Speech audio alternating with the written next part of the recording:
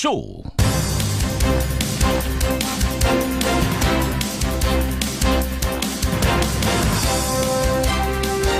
29명 사망, 29명 부상. 사망자 가운데는 여자가 23명이고요. 남자가 6명입니다. 어제 오후 충북 제천 8층짜리 건물에서 발생한 화재. 처음 뉴스가 나왔을 때만 해도 피해가 이 정도까지 커질 거라고 예상한 이는 거의 없었습니다. 왜냐하면 119 신고도 신속히 됐고요. 소방차도 비교적 빨리 도착을 했기 때문입니다. 하지만 거기까지였습니다. 건물 앞을 막아선 차들 때문에 소방차는 진입에 애를 먹었고 소방사들이 차는 무슨 이유인지 제 역할을 못했습니다. 건물의 외장재는 불에 잘 타고 유독가스도 많이 내뿜는 드라이비트였는데다가 유일한 통로인 계단으로 그 가스가 들어차자 탈출구가 막혀버린 겁니다. 통유리 빌딩의 특성상 창문도 별로 없었습니다. 특히 폐쇄적인 구조의 목욕탕은 화재 소식조차 늦게 인지를 했습니다. 이런 원인들이 겹치고 겹쳐서 재산 피해 정도로 끝날 수도 있었던 불이 29명의 목숨을 앗아가는 참사로 번져간 겁니다. 이제 동이 트고 있습니다. 숫덩이로 변한 건물의 모습이 서서히 드러나고 있는데요. 잠시 후 제천 그 현장부터 연결을 하지요. 김현정의 뉴스쇼 출발합니다. 스포츠센터 화재로 숨진 희생자들의 유족들은 참담한 소식을 전해 듣고 오열했습니다. 우리 어머니가 돌아가시기 전에 전화를 했어요. 5시 18분. 매달려가지고 좀 살려달라고. 뭐 마음에 준비할 틈도 없으니까 안 믿었어요. 예, 지금부터 만날 분은 건물 난간에 매달려 있는 3명의 사람들을 발견하고 자신의 개인 크레인을 끌고 와서 이 3명을 구조해낸 구조자이자 현장을 목격한 목격자입니다. 제천 주민 이기현 씨 연결을 해보죠. 이기현 씨 나와 계십니까? 예, 안녕하십니까. 예, 고생 많으셨습니다. 아니요, 예. 지금 어디 계세요? 전 지금 출근하기 전에 다시 한번 현장에 들려서 상황을 좀 보고 있습니다. 지금 그 제천 화재 건물 앞에 계세요? 예, 지금 앞쪽에 있습니다. 지금 상황은 어떻습니까? 불은 다 정리가 된 건가요? 완전히 꺼진 건가요? 예, 불은 제 육안으로는 다 소화가 된 것 같습니다. 예, 이제 건물이 이제 아침이니까 육안으로 보이기 시작할 텐데 어떤 모습이에요? 지금 상황은? 예, 제가 어제 철수하기 전까지만 해도 불길이 너무 거세서 이제 잘 보이진 않았는데 예. 지금은 이제 유리창이 다 깨져 있고 그냥 폐 건물 같은 느낌만 남았습니다. 완전히 새까맣게 다 탄 겁니까? 8층 전체가? 예, 맞습니다. 완전 전소된 상태. 네. 어제 화재 현장에 도착하신 건 언제쯤이에요? 이기현 씨가 도착하신 건? 제가 일을 마치고 다행히 시내 쪽을 지나가고 있었는데 예. 현장에서 이제 저희 아버지께서 이제 현장에서 전화를 하셔가지고 근처에 있으면 빨리 장비를 끌고 와라. 우리 지금 난간에 사람들이 매달려 있으니까 우리 장비가 들어오면 사람들을 구할 수 있을 것 같다라고 해서 제가 한 5시경에 현장에 도착하게 됐습니다. 크레인 업체를 운영하신다고 들었어요. 개인 크레인. 예, 아버지가 운영을 하시고 저도 같이 도우고 있습니다. 그 크레인이라 하면 그러니까 어디에 쓰이는 크레인인 거죠? 정식 명칭은 고소작업차라고 하고요. 예. 크레인에 보면 버켓이 달려 있는데 그 버켓에 사람이 이제 타서 이렇게 작업을 하는 이제 공사할 때 쓰는 장비입니다. 아하, 그걸 가지고 작업하고 돌아오시는 길에 바로 그냥 그 제천 빌딩으로 가신 거군요. 예, 바로 들어갔습니다. 화재가 난 건 3시 50분경인데 도착해보니 몇 시쯤 되던가요? 제가 도착한 시간이 5시경이었습니다. 5시경. 그럼 불이 난 지 1시간 뒤인데 1시간 뒤 상황은 어땠습니까? 현장에 가보니. 이미 연기가 이제 그 깨진 유리창 사이로 그 내부에서 연기가 나오고 있었고요. 일단은 제가 보는 시선은 이제 그 난간에 있던 3명을 구해야 되는 거기 때문에 최대한 장비를 빨리 펴가지고 저희 버켓을 구조를 할 수 있게 대해줬어야 되는데 장비를 피고 나서 저희가 붐을 올릴 당시에는 연기가 너무 거세서 사람들이 보이질 않았어요. 아니 1시간이 지났는데도 7, 8층에 사람이 그대로 매달려 있는 정도 상황이었어요?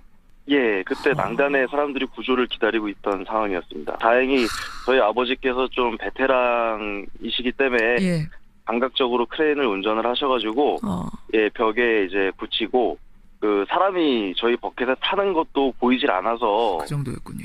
예, 한 1분 정도 대기한 후에 최대한 조심스럽게 내려보니까 예. 예, 한 4층 높이 정도 내려오니까 안개가 걷히면서 예. 저희 버켓에 3명이 타고 있는 게 예, 보이더라고요. 그러면서 이제 예, 안도의 한숨을 쉬었습니다. 그러니까 네. 몇 명이 있는지도 알 수 없고 그 남자인지 여자인지도 알 수 없는 상황에서 정말 본능적으로 직감적으로 올려서 구조를 해내고 보니 3명이 타 있었던 거군요. 예, 내리자마자 저희가 위에 더 사람이 있나 싶어서 예. 최대한 물어봤지만 이제 더 이상 그쪽에 사람이 없다고 해서 예. 예, 저희는 빨리 장비를 철수시켜서 이제 다른 곳에 예, 구할 수 있는 데가 있는지 이제 장비를 옮겼습니다. 그러셨군요.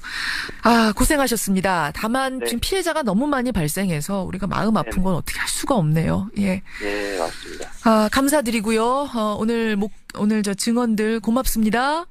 예, 수고하십시오. 예. 개인 크레인을 끌고 와서 그 작업을 도왔던 분입니다. 이기현 씨 먼저 연결을 해봤습니다. 말씀을 들으셨지만 여러분 이 소방차가 빨리 도착했음에도 불구하고 피해자가 너무 많이 발생했습니다. 화재가 순식간에 번졌다라는 증언도 나옵니다. 왜 그럴까요? 전문가 한 분 연결해보죠. 서울시립대학교 소방방재학과 이영주 교수 연결이 되어 있습니다. 아, 이영주 교수님 나와 계세요? 예, 안녕하세요. 예. 그러니까 불은 지금 1층 주차장에서 시작이 된 걸로 확인이 되고 있는데 예. 3층에 있던 생존자 말을 들어보면요. 화재 비상벨이 울리고 밖을 보니까 이미 창밖으로 불길과 연기가 치솟고 있더라. 예. 어떻게 이렇게 빨리 번질 수가 있습니까? 화재 현장에 이제 이 동영상이라는 사진들을 보면 1층 필로티에서 불이 붙어서 저층 부분의 드라이비트가 급격히 연소를 하면서 연기라든지 화염이 굉장히 거세졌을 가능성이 충분합니다. 근데 이렇게 커지면서 사실 외벽을 타고 건물 전체로 이렇게 화재가 직접적으로 확산됐다고 보기 어렵고요. 화염이라든지 연기가 필로티에 연결되어 있는 이 건물 계단부 부분이라든지 출입구 부분 쪽으로 연기와 화염이 들어가서 수직으로 터져 있는 계단 부분을 통해서 상층부까지 이를테면 8층 부분까지 빠르게 연소 확대가 된 것으로 이렇게 볼 수가 있을 것 같아요. 예, 그러니까 지금 29명 사망자 대부분이 화상보다는 질식으로 숨졌더라고요. 그것만 봐도 알 수 있는 거군요. 네, 그러니까 내부적으로 계단이 바깥에서 안쪽으로 이를테면은 창문 등을 통해서 연기가 들어갔을 가능성도 있지만 실제로 연기에 의한 피해는 계단부라든지 수직관통 이런 쪽으로 통해서 내부적으로 연기가 빠르게 확산됐을 가능성이 훨씬 높습니다. 예, 그 유독가스가 계단을 타고 수직으로 위로 번져갔을 가능성. 그것 때문에 질식을 이렇게 많이 한 게 아니냐 이 말씀이세요. 예, 맞습니다. 예. 그리고 또 실제로 이제 이렇게 계단을 통해서 연기가 빠르게 유입되는 경우에 사실은 각 층에 있는 분들이 사실 계단 말고는 도망갈 곳이 없잖아요. 여기가 지금 계단 하나, 엘리베이터 하나 뭐 이렇게 있었다 그래요. 예, 그러다 보니까 유일한 대피할 수 있는 수직 피난 통로인 이 계단 자체가 사실은 피난이 불가능하고 오히려 그쪽에서 연기가 굉장히 급속하게 들어오는 상황이라면 이분들은 꼼짝없이 갇혀서 이렇게 피해를 당하실 수밖에 없는 그런 상황이었을 겁니다. 특히 지금 29명 사망자 가운데 20명이 여자 목욕탕에서 발견이 됐습니다. 2층에 있던 여자 목욕탕. 예. 물론 이 발화 지점이 여자 목욕탕 바로 아래라는 것도 이유는 되겠습니다만 그렇다고 치더라도 이렇게 어떻게 이곳에서만 대량으로 피해가 났는가? 이게 참 이해가 안 가요. 예, 사우나의 특성상 탈의를 한다거나 샤워를 한다거나 씻는다거나 이런 데들은 사실은 이제 이런 공간의 폐쇄성이 굉장히 높거든요. 그러다 보면 사실은 이제 폐쇄성이 높다는 거는 비상시에는 대피하거나 이런 부분들이 수월하지 않다는 이런 것들을 그런 이제 같은 의미이기 때문에 아마도 대부분의 분들은 늦게 인지를 했고 이미 인지해서 도망가는 시점에서는 탈출구가 없이 이미 연기에 상당히 오염된 상태에서 아마 화를 당하신 것으로 예정해 볼 수 있습니다. 알겠습니다. 외장재 문제, 복잡한 미로 같은 구조, 유일한 탈출구는 계단밖에 없었는데 그쪽으로 이미 연기가 다 유입된 상태였을 거다. 이렇게 지적을 해주셨어요. 얘기를 들어보면 지금 상황을 더 최악으로 만든 건 구조 작업에 장애가 너무 많았기 때문이다. 이런 지적도 나오더라고요. 네, 저도 이 소식은 들었습니다만, 이게 사실 어제 오늘 얘기가 아니라, 이전에 다른 사고에서도 경험했던 일들이 똑같이 이루어져서 굉장히 좀 안타까운데요. 맞습니다. 소방대가 직접 출동을 했을 때 건물 주변에 불법 주차된 차량이라든지 좁은 길 때문에 바로 소방 활동을 하기가 굉장히 어려웠던 점. 아니, 그 소방차가 진입을 하려면, 사다리차를 가지고 있는 소방차가 진입하려면 도대체 어느 정도 확보가 돼야 돼요? 차량의 폭은 한 6m 이내인데요. 이 차가 이제 거기서 멈춰서 전개를 해서 활동을 하려면 예. 최하 한 8m 정도는 확보가 되고 여유 있게 한 10m 정도는 확보가 돼야 되는데요. 대부분 이렇게 이제 이면도로라든지 이런 부분들에 불법 주차가 한 대 정도만 있다 하더라도 예. 도로폭이 굉장히 좁아지기 때문에 그렇죠. 소방 활동을 사실 정상적으로 하기가 굉장히 어렵습니다. 8m 확보가 안 된 거예요. 지금 8층짜리 건물인데 그 앞에 8m가 확보가 안 된 겁니다. 예, 그러니까 사실 또 이제 어렵게 접근을 했는데 또 사다리차가 전세로 전개가 안 되는 상황이었다는 또 목격자도 있고. 요건 좀 얘기가 엇갈리더라고요. 목격자들은 사다리차가 사다리를 제대로 펴지 못하더라 얘기를 하고 있는데 소방당국에서는 한번 폈는데 여의치가 않아서 되는 게 여의치가 않아서 접었던 것인데 그걸 보고 지금 고장났다고 얘기하는 거다. 뭐 엇갈리긴 합니다만 어쨌든 사다리차가 어떤 이유에서인지 처음부터 제대로 작동하지 않았어요. 예, 이 부분은 그 화재가 난 건물 자체가 이를테면 이제 5, 6, 7층, 8층 부분이 약간 이제 경사가 지면서 이렇게 경사진면이 형성이 되는데 피라미드처럼. 예, 그렇죠. 그런 경우에 사다리차가 이제 전개를 하더라도 이 전개를 했을 때 이런 작업이라든지 활동을 할 수 있는 이런 이제 각도가 나와야 되는데요. 예. 이렇게 이제 건물이 이렇게 기울어진 형태, 이제 사면이 생기는 형태에서는 사실 소방의 의견도 사실은 충분히 일리가 있거든요. 그래서 이러한 부분들은 사실은 이제 뭐 소방의 이를테면 다 단순한 이런 고장인지 혹은 이런 이제 작전이라든지 현장 활동상의 판단인지 이런 부분들은 조금 더 지켜봐야 될 것 같고. 지금 보니까 창문이 별로 없는 통유리 구조예요. 요즘 이런 빌딩들 굉장히 많잖아요. 창문 조그맣게 있고 거의가 다 유리로 된 통유리 구조. 이것도 영향을 줍니까? 화재에? 실제로 이제 뭐 대형 건물들 같은 경우에 바닥 면적이 1000제곱미터 이상 되거나 이렇게 큰 건물들 같은 경우에는 외벽이 이렇게 좀 막혀 있는 이런 부분들을 이제 무창층이라고 그러는데요. 이렇게 이제 창이 없는 구조로 되어 있을 경우에 이렇게 화재가 났을 때 연기를 빼줄 수 있는 배연창을 설치한다든지 그 안쪽에 이제 건물 내부에 강제로 연기를 빼줄 수 있는 재연 설비를 설치하도록 하고 있는데요. 지금 이번에 화재가 발생했던 이 건물 같은 경우는 그런 이제 적용 대상에서 제외가 되는 그런 부분들이 이제 좀 미흡하다 보니까 불이 났을 때 이제 이를테면 지금 사회자님이 말씀하신 대로 연기가 빠질 수 있는 이런 재구부가 없다든지 이런 부분들이 좀 이제 문제점이 취약성이 있는 부분들이 있습니다. 그렇군요.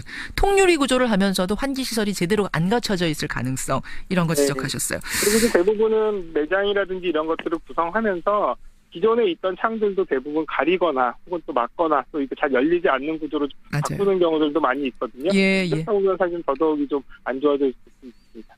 여기까지 보겠습니다. 교수님 고맙습니다. 예. 서울시립대학교 소방방재학과 이영주 교수까지 연결을 했습니다. 다시 한번 정리합니다. 어제 벌어진 제천의 화재 참사 29명이 사망했고요. 그중에 여자가 23명, 남자가 6명, 20명은 여자 목욕탕, 2층 여자 목욕탕에서 발견이 됐습니다. 조금 전 6시 반부터 다시 소방대원들이 들어가서 혹시 남아있을지 모르는 인명피해자들 찾기 위한 작업에 들어갔다는 소식입니다. 속보가 더 들어오는 대로 제가 전하도록 하지요.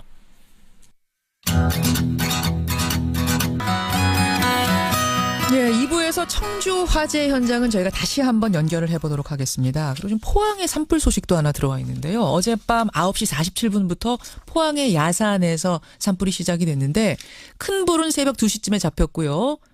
지금도 잔불 정리 중에 있는 진압이 완전히 끝나진 않은 상황이라고 합니다. 2부에서 이 제천의 스포츠센터 화재 현장은 다시 한번 연결을 하도록 하겠습니다. 원래 준비됐던 인터뷰로 좀 이어가 보겠습니다. 국민의당 어제 당무위원회 열었습니다. 통합 찬반을 묻는 전당원 투표를 하는 것으로 결국 결정을 했습니다. 안 대표의 뜻대로 된 거죠. 그러자 통합 반대파는 이 결정 불법이다, 인정할 수 없다 이렇게 맞서고 있는데요. 극도의 혼란 상황을 겪고 있습니다. 이런 상황에서 어제 바른정당도 통합의 파트너 바른정당도 의원총회를 열었다고 합니다. 어떤 결정이 나왔는지 바른정당 오신환 의원 연결을 해보죠. 마침 오신환 의원이요 오늘 바른정당 원내대표로 취임을 하는 날입니다. 만나겠습니다. 오신환 원내대표님 안녕하세요. 네, 안녕하세요. 오신환입니다. 축하드립니다. 예, 감사합니다. 예, 뭐 오늘 화재 참사 때문에 마음이 좀 가볍진 않습니다만 어쨌든 네, 그렇습니다. 예. 당으로서는 큰일이네요. 원내대표 겸 통합 교섭 창구 역할도 맡으셨다고요? 네네. 예. 지금 뭐 당이 어려운 상황이고 또 지금 국민의당과 통합 논의가 한참 진전이 이루어지고 있는 상황이기 때문에요. 예.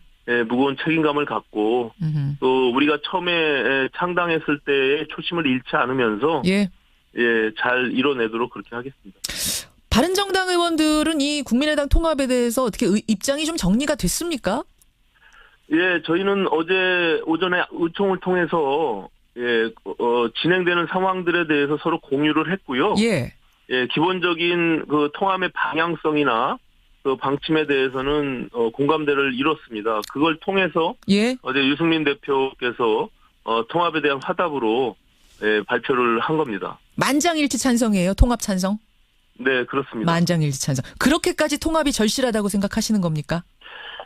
저희들이 지난 1월 24일 날 바른정당을 창당했습니다. 그 이후에 여러 우여곡절도 있었고요. 또 대선을 치러 갔고 그 이후에 저희 당이 함께했던 의원들이 다시 자유한국당으로 돌아가는 또 그런 사건들이 있었습니다. 그렇죠. 예, 그런 과정 속에서 국민들께서 지금 지지할 정당이 없고 굉장히 정권은 바뀌었지만 정치는 여전히 구태스러운 행태에 머물고 있는 이런 것들에 대해서 안타까워하고 계시거든요. 그런 것들을 담아낼 수 있는 구태 세력과의 결별과 함께 새로운 정치 세력을 만들어가는 데 있어서 저희가 동의를 하고 그 뜻을 함께 모은 것입니다. 예, 근데 통합 합당이라는 거는 두 당의 신념하고 철학이 맞아야 되는 건데 바른정당과 국민의당이 과연 그 부분에서 맞는가? 국민의당의 통합 반대파 의원들은 안 맞는다 말씀하시거든요. 그렇게 보실 수도 있을 겁니다. 처음에 태생적인 부분들이 좀 다른 부분들이 있었고요. 하지만 저희가 지금의 상황 속에서 서로의 정책이나 또 지금 당원 당규상의 정강 정책이나 이런 것들을 보면 크게 다르지 않습니다. 크게 다르지 않나요? 근데 햇볕 정책에 대한 부분이라든지 호남에 대한 뭐 이런 입장이라든지 이런 건 어때요? 물론 그런 부분들이 계속 반대하시는 분들이 지적하고 있는데 바른정당의 입장은 분명히 했고요. 호남의 지역에 대한 정서는 저희가 호남의 지역을 폄훼하거나 그것을 배제한다거나 그런 발언을 한 적이 전혀 없습니다. 오히려 저희가 과거 보수 정당이 TK 영남을 기반으로 했다면 그거로 인해서 보수가 지금 훼손되고 망가진 부분들이 분명히 있거든요.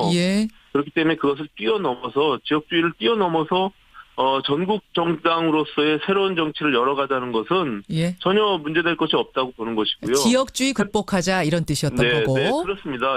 햇볕 정책에 대한 부분들은 그 당시의 필요성에 의해서 그런 정책들이 갈 수 있었지만 지금의 북핵 상황이나 여러 가지 북한의 지금 상황들이 있지 않습니까? 그런 상황에서 저희가 공과 과를 놓고서 개선할 것은 개선하고 그렇지 않은 부분들은 지금 시대에 맞게끔 변형 개선해 나가는 것이 맞다 이렇게 보고 있는 것이죠. 그 부분에 대해서도 안 대표 측과 다 합의가 된 것이다. 이거 어긋날 것 없다 이런 말씀. 네네 물론입니다. 자 그러면 앞으로의 일정은 어떻게 잡고 계세요? 유승민 대표는 이르면 연말 연초가 될 수도 있다 이런 언급을 하신 적이 있는데. 네. 지금 통합이 최종적으로 결정이 나고 완성이 이루어지는 시기는 금방 될 것 같지는 않고요. 지금 국민의당의 지금 내부 사정들이 있기 때문에 31일 날 전당원 투표에 대한 발표를 통해서 그 결과 추이를 갖고 이제 통합의 절차들로 나아가야 될 것이고요.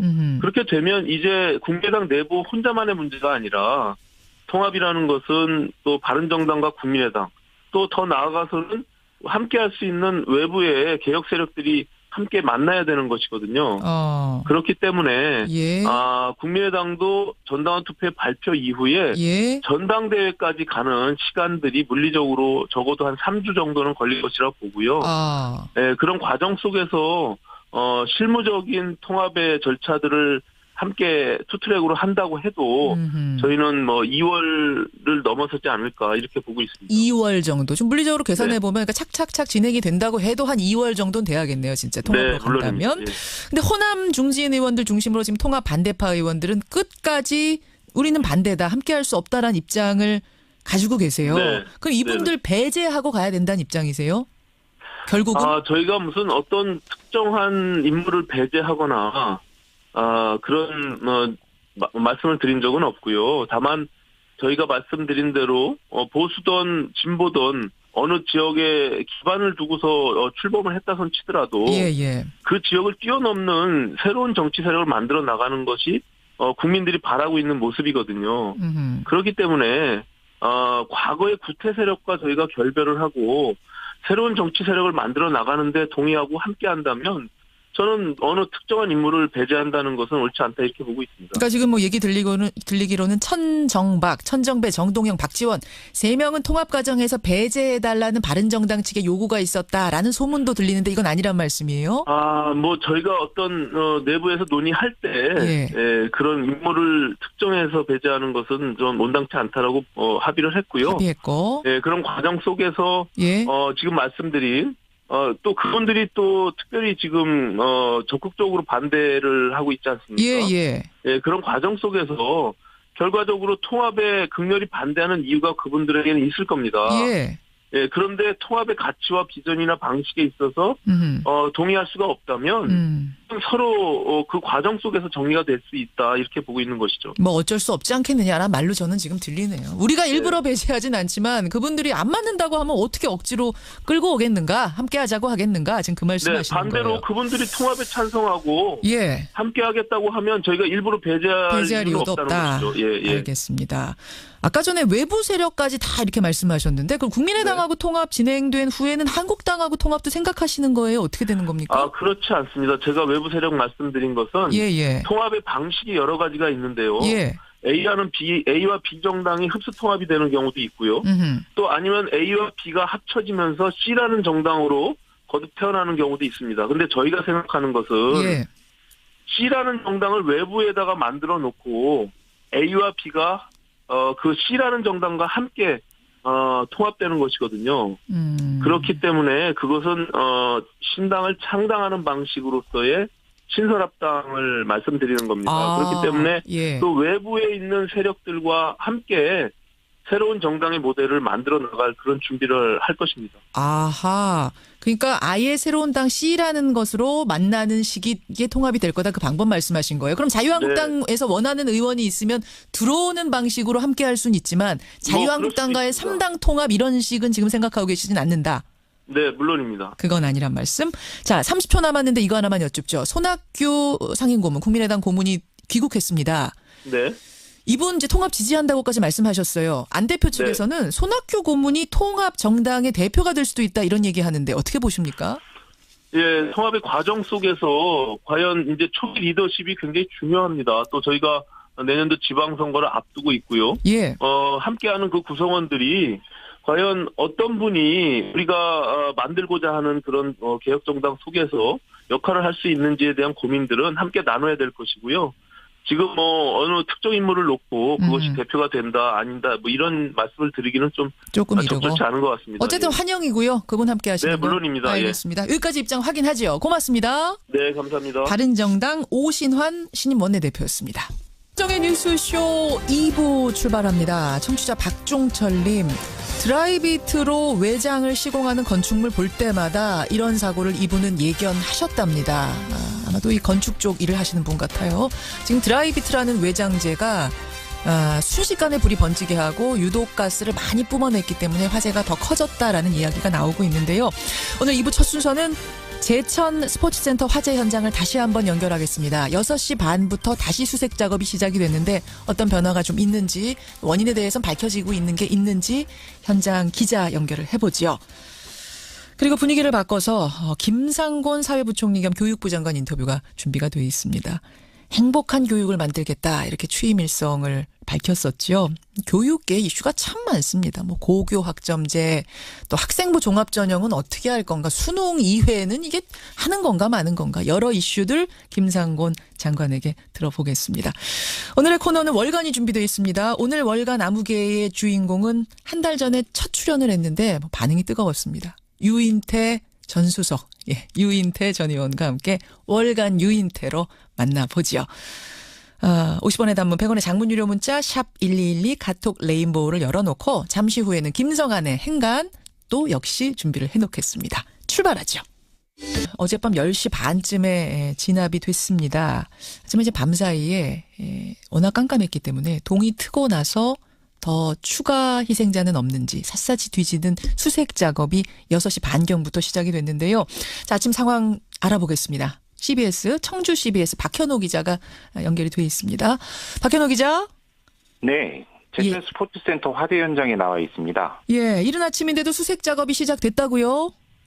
네, 그렇습니다. 밤새 계속된 수색 작업이 현재까지 이어지고 있는데요. 예. 현장 수색 작업이 본격화되면서 참사를 빚은 화마의 흔적도 서서히 모습을 드러내고 있습니다. 건물은 아래부터 옥상 끝까지 시커멓게 그을렸고요. 수습 작업으로 인해 유리창이 깨져 건물 내부 일부도 육안으로 확인이 가능합니다. 예, 지금 뭐 모습이 처참하다는 얘기는 앞서서 목격했던 목격자분, 구조자분이 전해주셨는데 궁금한 것은 추가로 발견된 희생자는 더 없는지 그 안에 들어가 보니까 상황이 어떤지가 궁금해요. 네, 아직까지 추가 희생자 소식은 없었습니다. 예. 어제 화마 이후 혹한 속에 밤샘 수색 작업이 이어진 현장에서는 악전고투가 계속되고 있는데요. 화재가 발생한 건 어제 오후 3시 50분쯤이었습니다. 이때부터 화재 진화와 함께 구조작업이 함께 이루어졌지만 대형 참사를 막기에는 역부족이었던 것 같습니다. 예. 오후 5시 40분쯤 큰 불길을 잡은 소방당국은 자정까지 모두 29명의 사망자를 포함한 58명의 사상자를 확인했습니다. 그렇죠. 이후 수색 구조 작업을 현장 수습 작업으로 전환했고요. 하지만 인명 수색 작업은 현재까지도 계속하고 있습니다. 예. 현재는 1층에서부터 8층까지 전층에 대한 7번째 수색 작업을 벌이고 있는데요. 소방당국은 생사를 알 수 없는 실종자가 1명, 신원 미상의 사망자가 1명인 걸로 미뤄 더 이상의 희생자는 없을 것으로 보고 있습니다. 다만 수색 작업이 주로 밤에 이루어졌던 데다 사고 발생 장소의 특성상 사물함 등이 미로처럼 복잡하게 널려 있어 추가 희생자가 발생할 가능성에 대해서는 배제하지 않고 있는 상황입니다. 예. 아직까지 실종자의 생사 여부 확인한 가족도 있다는 얘기가 들리긴 해요. 예, 그렇습니다. 자정까지 신원이 확인되지 않은 희생자는 모두 6명이었는데요.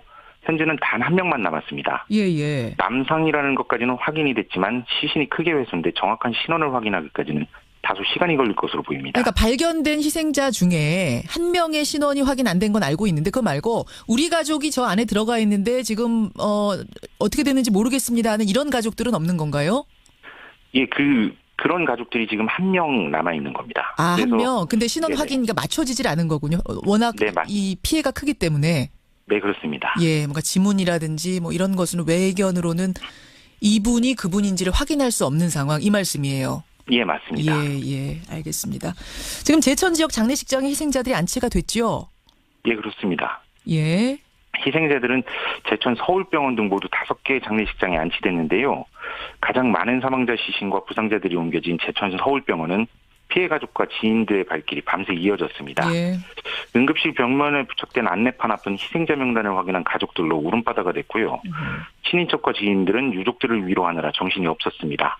특히 함께 목욕탕을 찾았던 80대 할머니와 40대 딸, 10대 손녀까지 3대가 한꺼번에 숨지는 비극까지 전해져 주변을 더욱 안타깝게 했습니다. 그러게 말입니다. 예. 박현호 기자, 현장을 좀 지키면서 또 다른 소식들 속보가 들어올 때 전해주시길 부탁드립니다.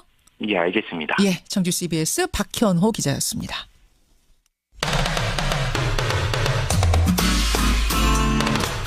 CBS 라디오 김현정의 뉴스 쇼. 예, 제천 화재 현장 소식은 속보가 들어온 대로 전해드리기로 하고 일단 준비된 순서들 이어가 보겠습니다. 행간을 오늘 1부에서 못 전해드렸죠. 김성환 씨, 어서 오십시오. 네.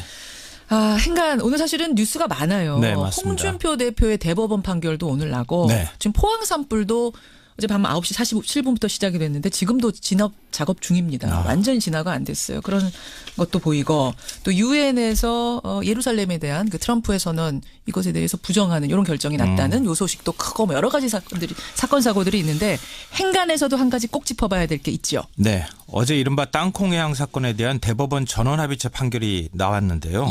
이 대법원은 항로 변경 혐의를 무죄로 판단해서 조현아 전 대한항공 부사장에 대해서 징역 10월에 집행유예 2년을 선고한 원심을 확정해서 발표를 했습니다. 땅콩해양 사건에 대한 대법원 판결, 이 뉴스 행간을 좀 살펴볼까 합니다. 비행기 항로에 지상로도 포함을 시킬 거냐, 요게 마지막 쟁점이었는데 결국 무죄 판결이 난 거예요? 네, 맞습니다. 대법원 전원합의체는 지상의 길까지 항로에 포함된다고 해석할 수 없다 이렇게 판시를 했는데요. 아마 이제 상황 설명을 제가 조금 드려야 될 것 같은데 2014년 12월이었었죠. 예. 대한항공 조현아 부사장이 경과류 서비스 매뉴얼을 지키지 않았다 이러면서 승무원들한테 갑질을 하기 시작했죠. 그렇죠. 당시 비행기가 문을 닫고 계류장을 막 벗어난 상태였는데요. 예. 이렇게 얘기했겠죠. 비행기 돌려. 예. 17m를 이동해서 다시 탑승구로 되돌아가게 했는데요. 그러니까 아직 비행기가 뜨진 않은 거예요. 뜨진 않았죠. 않은 거예요. 네. 탑승구 있는 쪽에서 계류장에서 막 벗어났는데 다시 끌고 들어가가지고 비행기를 이제 다시 탑승구 쪽에 대긴 거죠. 그렇죠. 그리고 박창진 사무장을 강제로 내리도록 했습니다. 그렇죠. 바로 이 부분. 비행기를 되돌아가도록 한 게 항공보안법상 항로 변경에 해당하느냐 아니냐 이 부분이 쟁점이었습니다. 맞습니다. 1심은 지상로도 항로다 이렇게 보고 징역 1년의 실형을 선고했는데요. 예. 2심은 항로는 지상이 아니라 하늘길이다. 비행기가 이륙하고 난 다음에 있는 게 항로다. 이렇게 판단을 하고 집행유예형을 선고를 했었습니다. 그런데 그렇죠. 이번에 전원합의체 대법원에서 지상의 길까지 항로에 포함된다고 해석할 수 없다 이렇게 판결을 낸 거죠. 예, 항로 변경 혐의에 대해서는 무죄로 결국 판결을 한 거예요. 네. 그래서 총으로는 집행유예가 나온 이 판결, 이 뉴스의 행간, 이면 뭐가 숨어 있습니까? 첫 번째 행간은 땅콩 회항은 무죄지만 땅콩 갑질은 유죄다입니다. 저기 무슨 말씀이신지 알겠습니다. 그러니까 항로 변경 혐의에 대해서는 무죄가 났지만 네. 갑질에 대해서는 집행유예가 난 거잖아요. 유죄라는 네, 거잖아요. 이게 대법원 판결로 조현아 전 부사장이 면죄 여부를 받았느냐 그게 아니라는 겁니다. 조 전 부사장이 승무원에게 폭언과 폭행을 한 혐의는 2심과 같이 그대로 인정이 됐습니다. 그렇죠. 위력에 의해 항로를 변경하도록 한 혐의만 무죄 판결을 받은 거라고 볼 수 있는데요. 예. 뭐 사실 그렇지만 국민법 정서상 땅콩 회항도 유죄죠. 이미 정서상으로는 이미 유죄죠. 네. 승무원이 경과류 매뉴얼대로 안 내놨다고 해서 야단치고 나중에 이건 뭐 그냥 이렇게 된다 그러면 징계위 회부하는 정도 수준이면 되지. 그렇죠. 폭언하는 것도 모자라서 몸으로 밀치고 그것도 모자라서 비행기 돌려. 그럼 비행기에 같이 타고 있던 그 승객들에 대해서는 어떻게 할 겁니까? 맞습니다. 그 피해에 대해서는. 그러니까 이것에 대해서 여전히 유죄 판결을 받은 것이나 다름이 없다 이렇게 생각하시면 될 것 같은데요.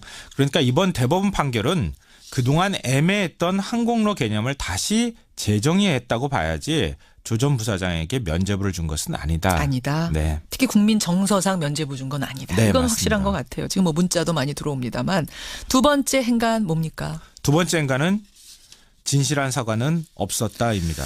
진실한 사과는 아직도 없습니까? 네. 그러니까 지난 4월 박창진 사무장이 뉴스쇼 출연했던 거 기억하시죠? 예. 2년이 넘도록 직접 사과 받지 못했다고 얘기했잖아요. 그런 얘기했어요.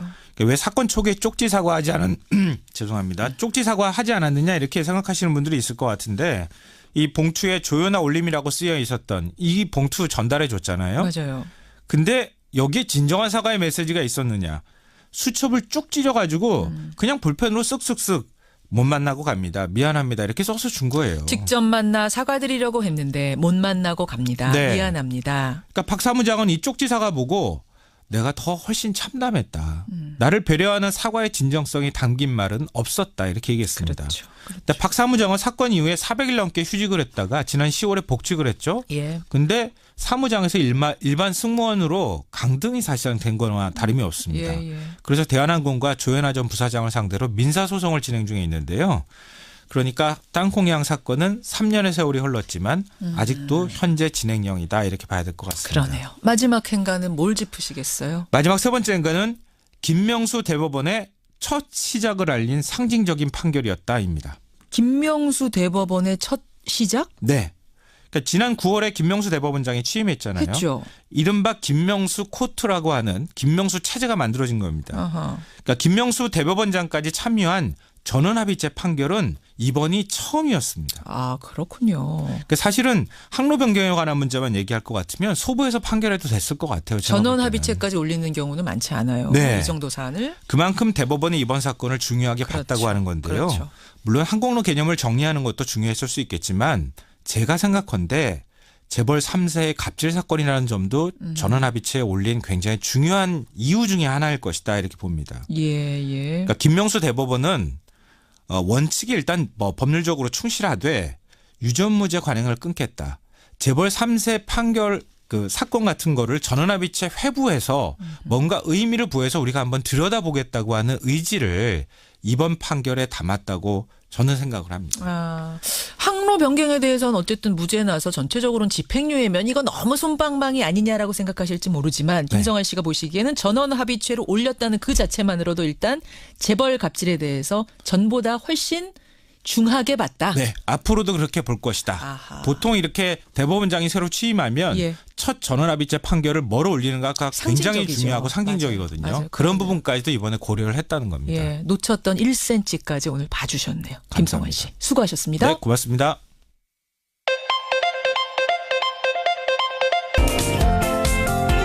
행복한 교육을 만들어 나가는 일에 필생의 힘을 다하겠다. 김상곤 사회부총리 겸 교육부 장관의 취임 일성이었습니다. 사실 새 정부 출범 이후에 가장 큰 변화를 시도하고 있는 부처를 하나 꼽으라 하면은 바로 교육부가 아닐까 싶은데요. 문재인 정부 초대 교육부 수장으로 이 교육 정책을 총괄하고 있는 분 김상곤 사회부총리 겸 교육부 장관 만나보죠. 김상곤 부총리 안녕하세요. 예, 안녕하십니까. 지난 7월 5일에 취임하셨어요. 예, 그렇습니다. 벌써 6개월. 예, 그렇습니다. 예. 그 사이에 뭐 수능 연기라는 정말 초유의 사태도 겪으셨고, 우여곡절이 많았네요. 돌아보면 어떠세요, 6개월? 쉽지 않은 과정도 있었지만은 국민들께서 새 정부의 교육 정책이 제대로 갈 수 있도록 성원해 주시고, 특히 아까 언급하신 초유의 이제 수능 연기와 관련해서 이해하고 협력해 주셔서 무사하게 수능을 마무리할 수 있게 된 점, 그런 모든 점에 대해서 늘 감사하고 있습니다. 제일 힘드셨던 거 순간 하나 꼽아라 하면 역시 그때 포항 지진 때시겠죠? 예, 그렇습니다. 예상 외의 이제 상황이라서 긴급한 위기 관리를 해야 되는 상황이어서 그때 가장 이제 긴장했고 또 우리가 할 수 있는 모든 노력을 다 했던 그런 상황입니다. 전날 밤잠 못 주무셨을 것 같아요, 수험생 마냥. 예, 전날은 뭐 포항에 가서 있었는데 잠을 거의 자기는 어려웠던 상황입니다. 정말 고생 많이 하셨어요. 6개월인데 6년 같습니다. 하도 일이 많아서. 김상곤 부총리 겸 교육부 장관. 참 교육부만큼 이슈가 많은 부처가 없습니다. 제가 오늘도 뭐 짧은 시간이지만 여쭤보고 싶은 게 너무도 많은데요. 우선은 고교학점제 얘기부터 좀 풀어가 보죠. 이게 말하자면은 고등학교도 대학처럼 원하는 과목 골라서 듣고 일정 학점을 얻으면 졸업하는 식으로 이렇게 바꾸자. 뭐 이런 얘기인 거죠? 예, 그렇습니다. 이제 선진 교육국들에서는 이제 대체로 다 고교 학점제로 해서 고교 교육 과정을 운영해 오고 있습니다만은 그것은 이제 우리나라가 아시다시피 이제 입시 중심의 이제 경쟁이 치열한 고등학교 교육이고 사실 현장에서도 이렇게 이제 바꾸어야 한다는 의견들이 나온 지는 한참 됩니다. 그래서 이제는 좀 우리도 선진교육 또 한국형 미래교육으로 나아가기 위해서는 바꾸는 게 필요하다. 이런 취지에서 이제 그렇게 방향을 정했던 것입니다. 이게 대통령의 공약이기도 했고 해서 내년부터 일선 100개 학교에서 시범 운영을 하다가 5년 뒤부터는 완전히 도입한다 이런 계획이시죠? 예, 그렇습니다. 근데 취지는 뭐 두말할 나위 없이 참 좋습니다. 참 좋은데 현실적인 한계를 지적하는 분들이 많아요. 특히 이제 학교 선생님들이 그런 문제를 많이 제기하시더라고요.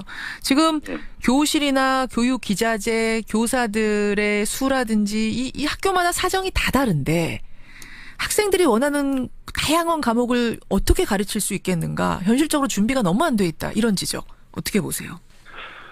실제로 그동안에 시도 교육청 단위에서 혁신교육이란 이름으로 이제 여러 가지 시도를 하고 실제로 이제 선택형 교과형 시범 학교들도 이제 많이 만들어졌었습니다. 그래서 이제 상당한 정도 의식이나 이제 방향이 이제 공유돼 있는데 전면적으로 시행하려면은 제도 자체도 만들어 가야 합니다만 이제 그에 따르는 이제 시설도 일부 보완하고 또 교원도 일부 이제 충원하는 일이 남아 있습니다. 교원 확충에 관련해서 지금 전교조 입장이 하나 나왔더라고요. 정부가 2만 명을 늘리겠다라고 발표했는데 대부분이 유치원 교사, 특수교사, 비교과 교사였다.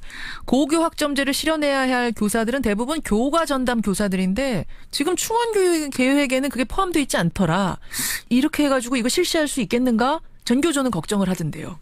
2만 명을 2022년까지 이제 충원하기로 하고 있는데 예. 문재인 정부의 교육 개혁에 필요한 교원 확충 부분도 상당수가 들어 있습니다. 지금으로서는 이제 그게 몇 명이다라는 것을 저희가 발표할 시점이 아니기 때문에 발표는 하지 않고 있습니다만은 그러나 이제 그러한 교육 개혁에 필요한 증원 내용도 들어 있습니다. 별 차질 없이 진행될 수 있다고 봅니다. 그런데 이제 뭐 더 근본적인 문제를 제기하는 분들이 계세요. 뭐냐면 우리의 대입 제도하고 고교 학점제가 맞지 않는다. 최종 목표가 대학 입시 아닌가. 그 목표를 향해서 다들 달려가고 있는 현실에서 아무리 얘들아 너희들 탐구하고 싶은 학문 마음껏 탐구해라. 그 과목 신청해서 다양하게 들어라라고 한다고 한들 수능 시험 보는 과목 대학 입시 과목 아니면은 안 들을 거란 얘기죠. 취지가 퇴색된다. 의미 없다. 이런 지적 어떻게 보세요? 기존에 각 시도 교육청별로 시범적으로 고교 학생 선택형 과정들도 이제 시범적으로 해온 경우들이 있거든요.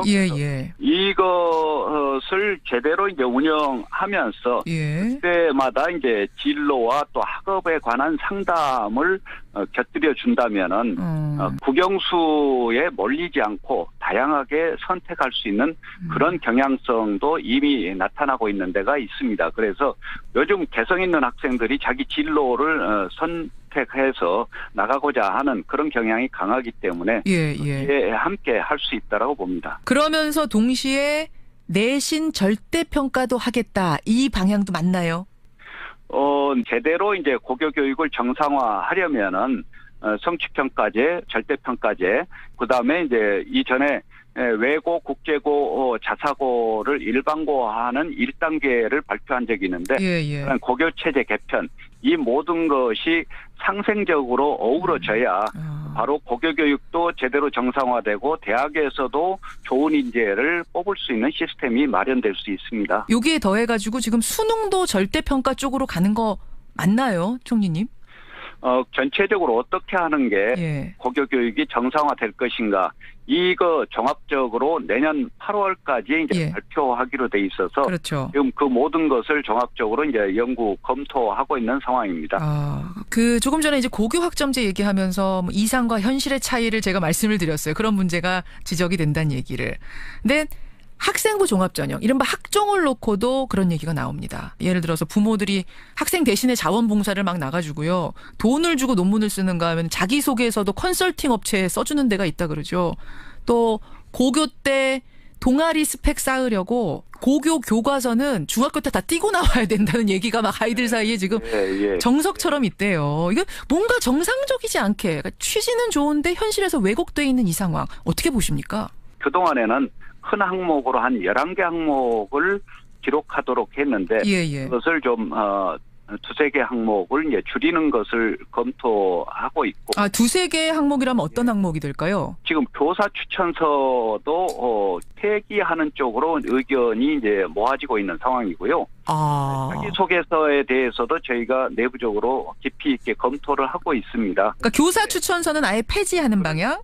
그쪽으로 이제 제안이 이루어지고 있고. 자기소개서도 지금 컨설팅 업체에다가 맡기는 부작용이 대단하거든요. 이것도 지금 조정하려고 생각 중. 자기소개서도 워낙이 전에 문재인 정부 대입과 관련된 공약에 자기소개서나 교사 추천서 이것을 축소해 나가고 또 해소도 검토하겠다라는 그런 정도는 들어 있었거든요. 최종적으로는 아까 말씀드렸듯이 내년 8월에 종합적으로 이제 제시할 때 그때 확정해서 발표할 것입니다. 지금 학생부 종합전형으로 대표되는 이 수시 비중이 계속해서 늘고 있는데 학생들은 정시를 늘려달라고 말합니다. 그게 우리 현실에서는 차라리 더 공정하다. 이건 어떻게 생각하세요? 학생이 학교에서 공식적으로 또 자유롭게 활동하고 또 공부하는 것 이외의 것이 뛰어드는 그런 입시 제도가 안 되도록 하는 게 우리가 지향하고자 하는 바입니다. 그래요. 얼마 전에 그 중앙일보와의 인터뷰에서 수능은 연 2회 실시하는 문제, 이것도 검토 가능하다 말씀하셨어요. 어떻습니까? 그런 것까지를 포함해서 모든 것을 열어놓고 판단하고 정책 결정을 해 나가려고 한다라는 그런 말씀을 드렸던 것인데요. 실제로 이제 지금으로서는 하나의 중요한 전환기를 우리가 맞고 있다는 판단에서 하나는 취지에서 이제 말씀드린 겁니다. 그럼 아주 그냥 원론적인 말씀이셨던 건가요? 수능 2회 검토 가능이란 건? 그렇죠. 예전에 이제 94년부터 수능이 실시됐는데 한 차례 이제 2번 본 적이 있고 그 94년이었죠. 예.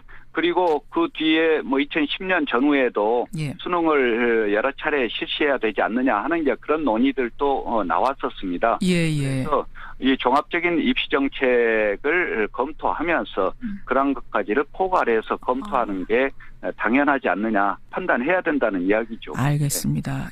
이게 좀 어떤 질문인지 모르겠습니다만 제가 일각에서 나오는 질문, 청취자들의 질문이니까 그대로 한번 드려보겠습니다. 장관님. 예. 차라리 학력고사 때가 나았다. 차라리 수능만 볼 때가 나았다. 그때로 돌아가자. 이런 댓글들 보셨을 거예요. 이게 그렇습니다. 가능한 얘기입니까? 어떻게 보세요? 뭐 저는 뭐 예비고사 세대입니다만은 그 뒤에 이제 학력고사 세대라든가 이제 또 수능 초기 세대라든가 이런 분들이 생각할 때는 이제 그때가 오히려 나았다라는 생각을 하실 수도 있다고 봅니다.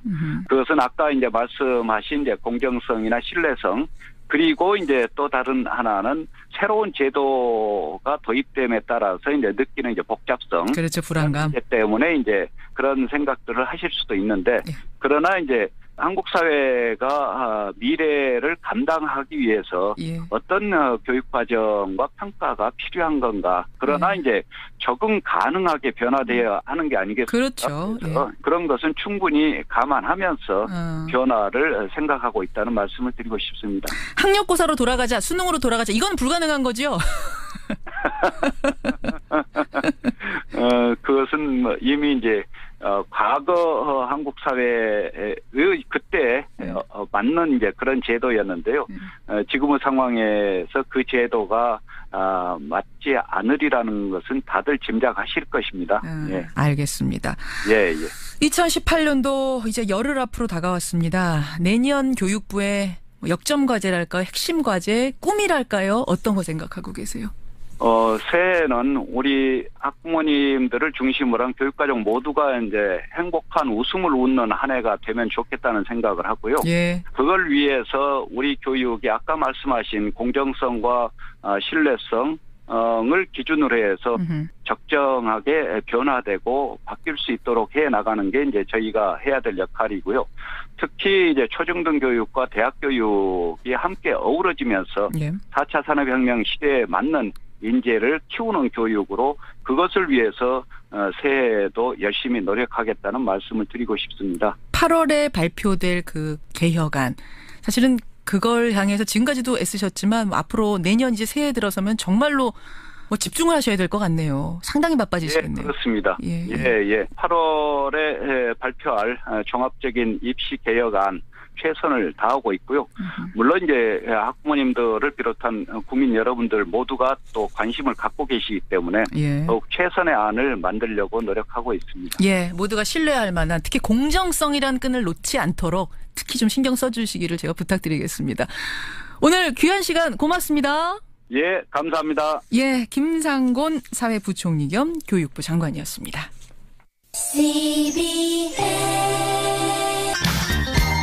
교육부 장관과의 인터뷰 들으시고 많은 분들이 여전히 공정성의 의문을 제기하십니다. 김수민님, 학종 이거 공정하지 않습니다. 홍현자님, 공정성이 제일 우선입니다. 허금선님, 누구나 공평하게 실력으로 대학 갈 수 있게 하려면 좀 수시 폐지해야 된다. 구성우님, 학부모가 너무 힘듭니다. 살림하랴 직장 다니랴 거기다가 대입 공부를 학부모가 한다. 지금의 학종이라는 것이 부모가 공부해서 정보를 알아야 되고 어디 자원봉사할 곳 알아내야 되고 자소서는 어디서 잘 쓰는지 알아내야 되고 이게 지금 정상이냐. 우리 현실과 너무 맞지 않다는 지적을 정말 많은 분들이 보내주고 계세요. 박상훈 님도 역시 부모 능력이 지금 크게 작용하고 있는 이 현실을 장관님은 정말 알고 계시는가. 이런. 제가 아까 그 질문 드렸잖아요. 그러니까 차라리 학력고사 때로 돌아가자. 차라리 수능만 보던 시절로 돌아가자는 말이 정말 많이 나오는 게 현실이라는 걸 이 교육 입안자들, 교육제도 입안자들은 아셔야 된다는 겁니다. 아무리 이상이 좋아도 현실이 따라가지 못한다면 이 문제를 어떻게 바로잡을 건지 진지하게 좀 고민해 주십사. 이런 문자가 많이 들어오고 있다는 거 제가 대신 전해드리고요. 제천의 화재 현장 소식 들으시고는 많은 분들이 참 아침부터 기운 빠진다. 왜 이런 비극이 계속돼야 하는가 의문을 제기하세요. 특히 지금 나오는 얘기는요. 그 여성 사우나에서 가장 많은 희생자가 나왔죠. 20명의 희생자가 여성 목욕탕에서 나왔는데 그 손잡이가 고장이 나 있었다는 증언이 지금 나오는 모양입니다. 여성 사우나실 앞에 손잡이가 고장이 나 있었다. 그래서 어떻게 출입구가 하나인데 그나마 그것도 열리지가 않았다라는 증언이 나오고 있어서 더 많은 분들이 안타까워하고 계시고요. 오늘 오전 9시 30분부터 인명수색 작업과 함께 국립과학수사연구원에서 그 화재 원인에 대해서 규명 작업에 들어간다고 합니다. 날이 밝고 나서 이제 규명 작업에 들어간다고 하는데 아직까지는 정확한 원인을 알 수 없고 1층 주차장에 세워둔 차량에서 펑 하고 불이 났다는 정도까지만 알려진 이런 상황입니다. 여러분들 문자 고맙습니다.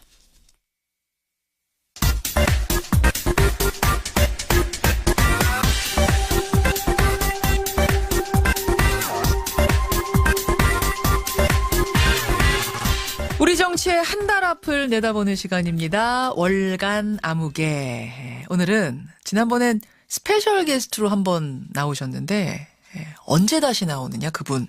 문의가 빗발쳤습니다. 고정으로 당장 가자 뭐 이런 의견도 상당히 많이 들어온 그분. 유인태 전 의원, 유인태 전 수석. 월간 유인태로 다시 오늘 모셨습니다. 어서 오십시오. 네, 안녕하세요. 그 예측을 지난번에 하고 하나 하고 가셨던 게 그 청와대 정무수석 누가 될 것 같습니까? 제가 여쭸어요. 네. 청와대 안에 있는 국회의원 출신 중에 굉장히 괜찮은 분들이 많다. 네. 그 중에 하나가 될 것 같다라고 하셨는데 네. 그 예측도 딱 맞아 떨어졌습니다. 네. 그게 정상이죠. 그러니까 전병헌 수석처럼 그렇게 중진이 수석을 맡는 게 그게 조금 비정상이었고요.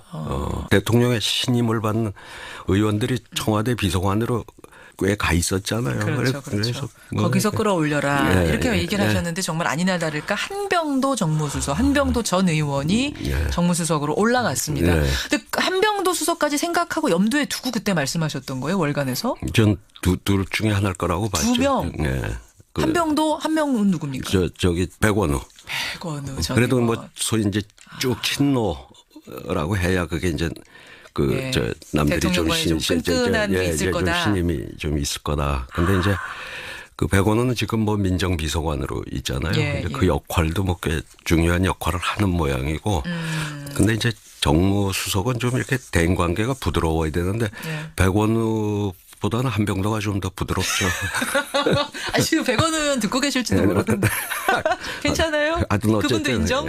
뭐 같은 여기서 이제 부드럽다 하면 야당 쪽에서 그렇죠. 야당을 상대해야 되는데 그렇죠. 야당과의 관계도 사실은 중요했을 거란 말입니다. 그런 측면에서는 아마 한병도 전 의원이 수석으로 이번에는 하여튼 끌어올려지는 이렇게 됐단 말이에요. 둘 중에 하나 예측하셨군요. 예측대로 된 거네요. 그래요. 예. 이렇게 지난 월간에서 많은 화제를 뿌렸습니다. 오늘 더 기대가 되는데요. 국민의당. 국민의당과 바른정당의 통합 얘기. 안철수 대표가 전격적으로 통합에 대해서 전당원 투표를 하자고 했고 승부수를 그야말로 던졌어요. 그리고 바로 다음 날인 어제 전당원 투표를 당무위원회에서 가결을 해버렸습니다. 통합 반대파에서는 절대 안 된다. 이건 불법이다. 거세게 독재다란 얘기까지 나오면서 반대하는데도 지금 밀어붙이고 있습니다. 어떻게 보세요, 이 상황? 이제 정상적인 절차라고 그러면은 전당대회를 여러 가지 전당대회에서 이제 통합을 의결을 하냐, 뭐 부결하냐 거기서 결정을 해야 되는 거죠. 최고 그렇죠. 의결 기구인데 전당대회를 이제 소집하고 이 안건을 붙이기 위해서 이제 당무회를 열어야 되는 건데 전당원 투표제라는 게 일종의 그 준 여론조사 비슷한 건데. 준 여론조사. 근데 저거는 정당의 통합과 같은 이 중대사를 그걸 왜 하는지 그러니까 반대하는 사람들 입장에서는 뭐 저거는 절차적으로 있을 수 없는 아주 부당한 절차다. 그 한번 여론조사를 한다는 걸 이제 그러는 모양인데 저는 그 말씀을 드리기 전에 전 정말 중도의 제3정당이 좀 아주 잘 가기를 바라는 게 우리 지난번에도 그 말씀하셨잖아요. 우리 정치. 야당이 튼튼해야 여당도 잘 되는 거다. 중요한데 나는 안철수 대표가 물론 뭐 정치 경력이 짧은 사람이긴 하지만은 저렇게 무리하게 밀어붙이는 거는 과거에 그야말로 제왕적 총재라고 하던 김대중 총재 같은 경우 이제 저는 그때 뭐 반발하고 안 따라갔지만 새정치국민의 신당을 창당할 때 처음에 많은 의원들이 그때도 총선을 앞두고 분당은 안 됩니다 해서 분당 반대가 훨씬 많았거든요. 참 몇 명씩 불러서 또는 개별적으로 불러가지고 그렇게 설득을 한 연후에 결행을 하죠. 그때는 되게 힘이 센 총재였는데도. 그럼요. 사실 뭐 하나 다 설득을 아니 그때 그 양반 도장 들어간 공천장 가지면은 그냥 쉽게 당선되는 애가 몇십 개가 있는 분이었잖아요. 그럼에도 불구하고 그렇게 공을 들여서 결국 신당 창당을 하잖아요. 근데 지금 안철수 대표가 안철수 현상이 한참일 때 그런 신기루가 아니잖아요. 이제는. 그렇죠. 그러니까 저는 안철수 대표가 조금 이렇게 서두르지 말고 바른정당하고 우선 정책 연대를 같이 하는 공통 분모를 찾는 정 타협을 점을 찾기 어려우면 그때는 또 연대를 하는 과정에서 소위 뭐 구동존이라고 같은 걸 구하고 다른 건 다른 대로 놔두고라도 연대를 못할 건 아니에요. 근데 그러한 과정을 좀 거치면서 우선 정책 연대부터 시동을 하고 그러고 나서 뭐 그게 어느 정도 좀 순조롭게 가면 뭐 지방선거 때 뭐 선거 연대까지 할 수는 있어요. 근데 아이고, 이 통합이라고 하는 거를 저렇게 밀어붙이는 거는 안철수 대표가 현재 처음에 그 신기루 같은 안철수 현상이 생겼을 때 그 지지도를 가지고 있다고 치더라도 저렇게 해서는 안 되는. 그때라고 치더라도 안철수 막 바람이 전국에 몰아붙이던 그때라도 안 돼요. 그러면 저렇게 하는 게 아니에요. 정치 행위라는 게. 그럼 왜 그러는 겁니까? 지금 그럼 왜 이렇게 몰아붙인다고 생각하세요? 그러니까 뭘 몰라서 저러는 거죠. 이게 역시 경륜이 짧다고 하는 게 저런 데서 드러나는 거죠. 근데 안철수 대표 측에서는 얘기합니다. 지방선거가 코앞에 있고 여론조사를 돌려보니까 바른정당하고 국민의당이 합당을 하면 지금의 지지율보다 훨씬 올라간다는 여기 증거가 있다. 데이터가 있다. 항상요. 제3당이 나온다 그러잖아요. 우리 기성 이 두 정당에 대한 실증이 있어요. 그런 국민들이 꽤 있어요.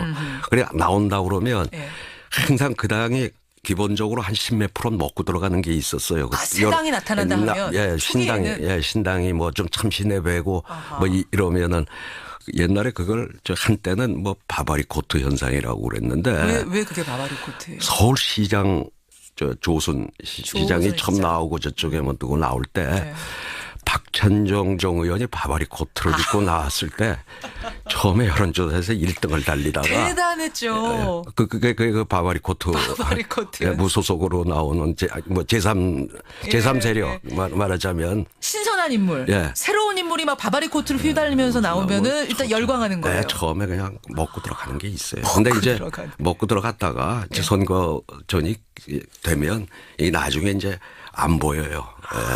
누가 가서 그러다 백화점 가서 물건을 살 때 저것도 마음에 들고 저것도 마음에 들고 몇 개 골라 찍어 놨다가 마지막에는 이제 2개로 압축을 해서 요거 중에 요거 아니면 요거다 이러잖아요. 그 요거 중에 요거는 1당 아니면 2당으로 간다는 거예요. 처음에는 새로운 것도 눈에 들어왔다가 마지막 추릴 때는 또 다시 익숙한 것으로 간다. 원래 하던 것으로. 그렇죠. 그러니까 지금 뭐 그걸 바른정당하고 뭐 합치면은 뭐 여론조사 얼마나 왔다. 난 이 얼마나 순진한 그런 논리 가지고. 순진한 거다. 아니 저는 잘 되기를 바라는 입장에서. 일단 전제는 깝니다. 그래서 유인태 전 의원은 야당이 잘 돼야 된다. 3당이 잘 돼야 된다. 이 지론을 갖고 계세요. 근데 저렇게 서투르게 저렇게 서둘러 가지고 지금 뭐 일을 그렇게 망치고 있는지 안타까워서 안타까워서.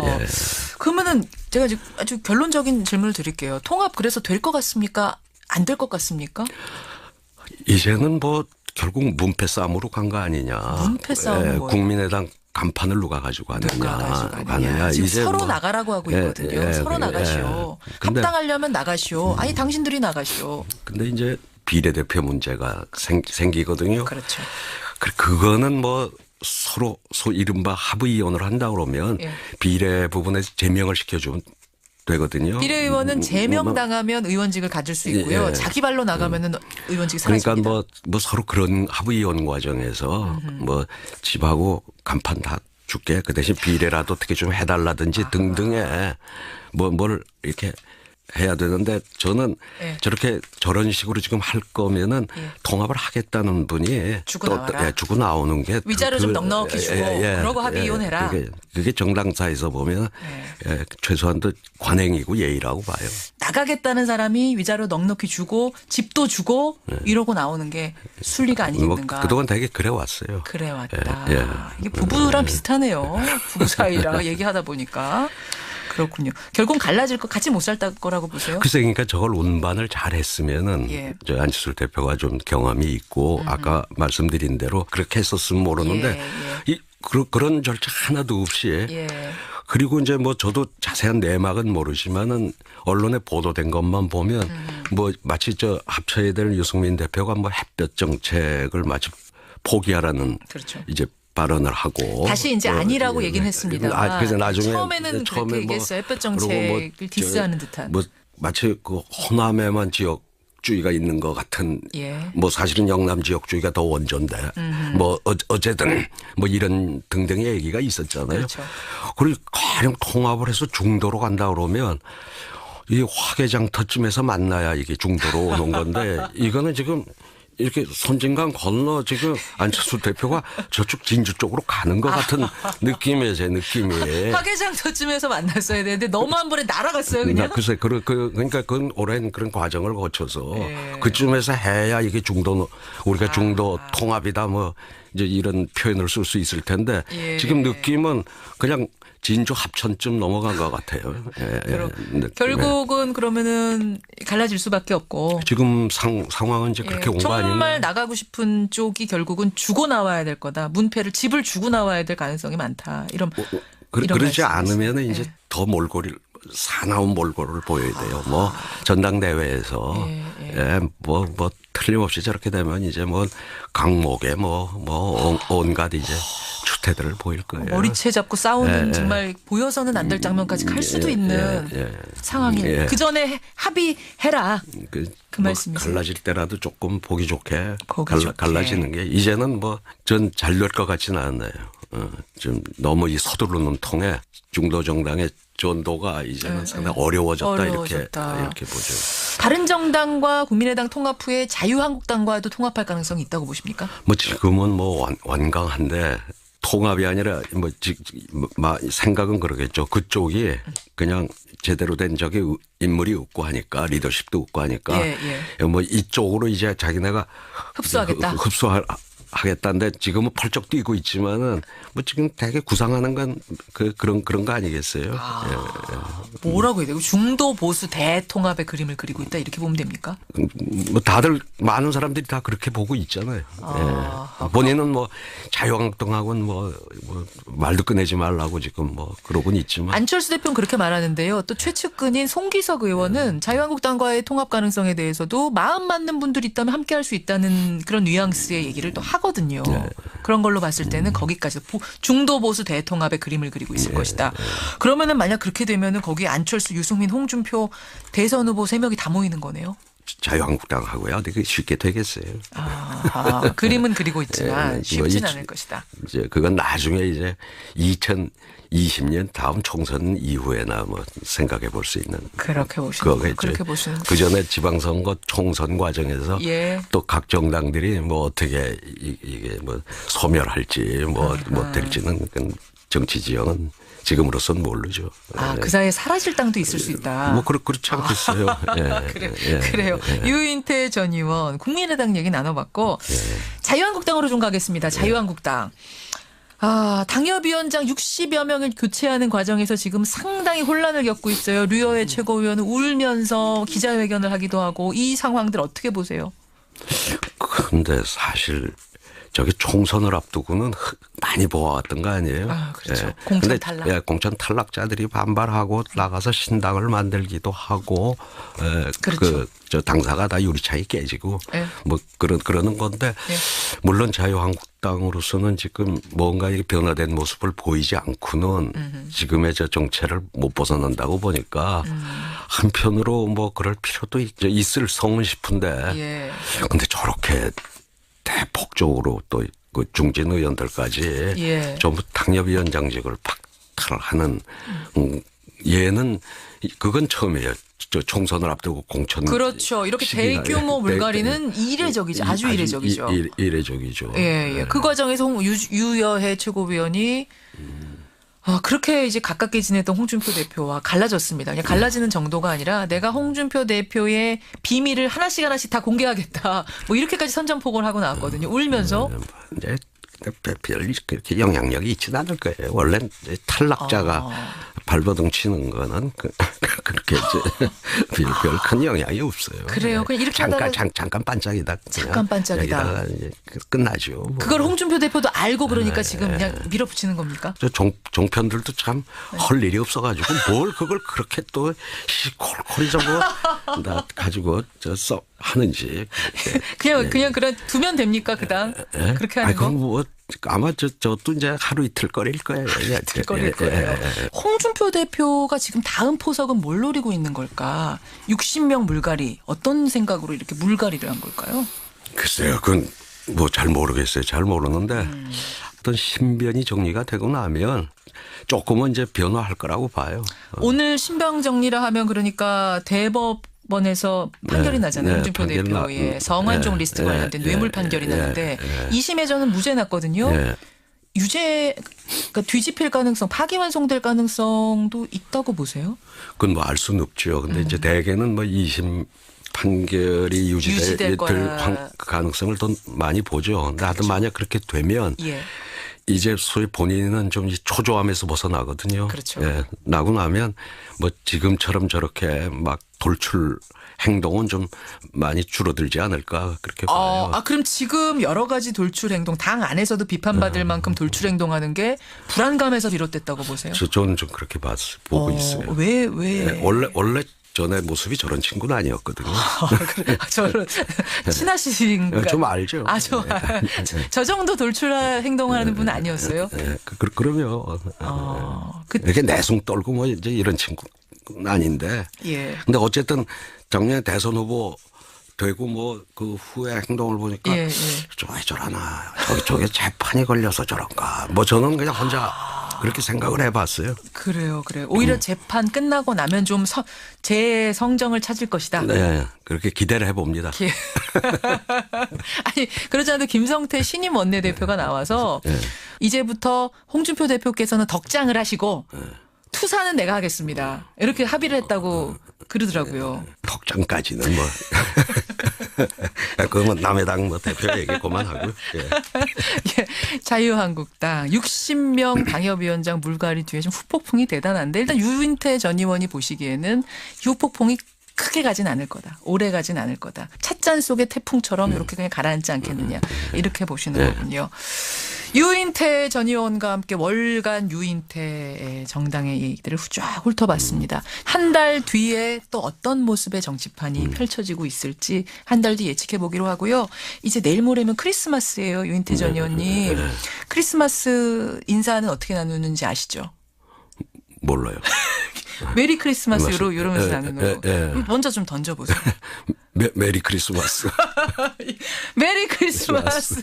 성탄 잘 보내시고요. 새해 뵙겠습니다. 감사합니다. 유인태 전 의원과 함께 월간 유인태 함께했습니다.